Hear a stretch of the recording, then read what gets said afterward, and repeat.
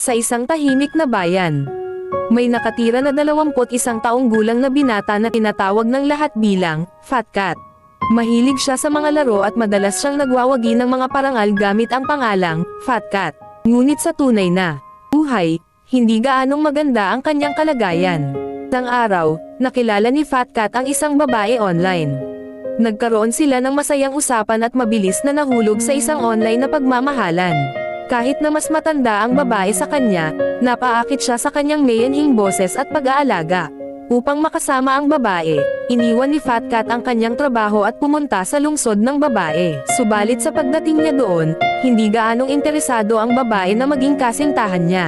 Gayunpaman, nag-arkila si Fat Cat ng isang maruruming bahay at nagsimulang maghintay, umaasa na mapanumbalik ang pagmamahal ng babae sa kanya. Nagtrabaho siya ng husto, naglalaro ng mga laro araw at gabi para kumita ng pera. Kahit nagtitipid siya para sa sarili, hindi siya nagdalawang isip na gastusan ang babae. Sa kabila ng tamis na salita ng babae, lalo pang nasasangkot si Fat Cat. Patuloy siyang nagbibigay, umaasa na mapanumbalik ang pagmamahal ng babae. Ngunit parang walang pasasalamat ang babae.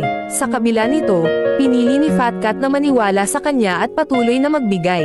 Hanggang isang araw, hindi na niya kayang tiisin ang lungkot. Nagbigay siya ng pera sa babae upang suportahan ang mga pangarap nito at nagbigay ng bulaklak.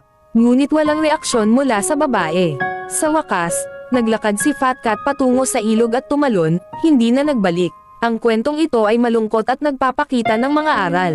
Ang pagmamahal ay kailangang itayo sa katotohanan at katwiran. Sa pag-ibig, huwag nating kalimutan ang ating sarili. Ito ay isang trahedya na totoo.